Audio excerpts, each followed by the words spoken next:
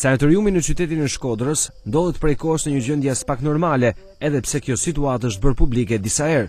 Këtë fakt pohon edhe veç shefja e repartit të pneumonisë, Nadire Suma, e cila nënvizon se në këtë godin ka mbi 12 vjet që nuk është vendor, ngërçi sipas drejtueses Suma janë ambientet e pamjaftueshme që janë realizuar tek spitali rajonal.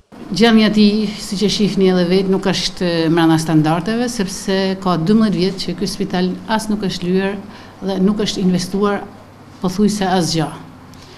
Pra, përveç shërbimit të infermierëve, të mjekëve, të laboratorit që është shumë korrekt, ne në të vërtetë smurve ju afrojmë pak.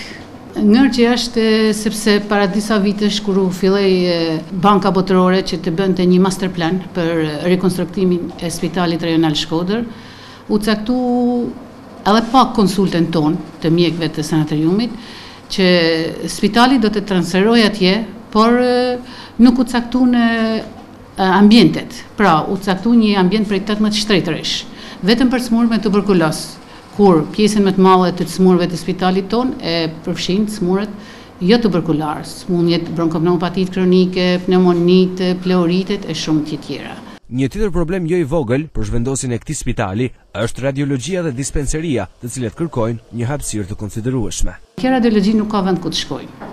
Përveç asaj, ne kemi edhe një dispenseri të smundjeve të mushkrive, e cila njeh smundjet pulmonare dhe jo tuberkulare dhe jo tuberkulare të mushkrive, të cilat duhet të niqen nga kjo dispenseri dhe nuk ka vend ku të shkojnë.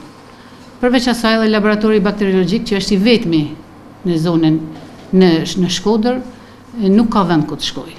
Suma shprehet se i kemi bërë disa herë kërkesë Ministrisë së Shëndetësisë për zgjedhjen e këtij problemi mjaft serioz, ndërsa shuma që kërkohet për restaurimin e kësaj godine është vetëm 60 milion lekë të vjetra. Ne kemi kërkuar shumë herë Ministrisë, disa herë drejtorisë së Spitalit Rajonal që ta rregullojmë këtë punë, që në fundit të krijojmë hapësira për të shkuar, sepse një spital me 70 shtretër të ngushtohet me 18 shtretër, pa pas radiologjin për kace, pa pas dispenserin për kace, pa pas laboratorin për kace, më duket pa arsyeshme. Edhe drejtoria në Spitalit Rajonal e ka kërkuar të bëhet diçka me ne, e ka kërkuar pranë Ministrisë dhe ne po presim.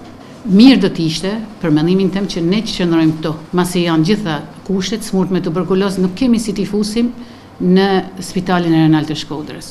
Një investim për 60 milion lekë të vjetra do të rregullonte këtë spital dhe do ta bante edhe më të mirë se spitali tjetër, duke llogaritur që do të bante dhoma dyshe, do të bante banjo pothuajse për çdo dhomë dhe do ta sistemonte me gjitha anekset. Spitali i sëmundjeve infektive ose sanatoriumi përcjell rreth 40 të sëmurë në vit me tuberkulozë dhe dërgimi i kësaj kategorie tek të sëmurët e tjerë mund të sjellë pasoja edhe më të rënda. Sipas personelit, zgjidhja më e mirë do të ishte qëndrimi në godinën aktuale duke ndërhyrë rrënjësisht tek infrastruktura. Lënia e këtij spitali në këtë gjendje është një rrezik evident si për pacientët, ashtu edhe për aparaturat të cilat kanë një kosto të lartë.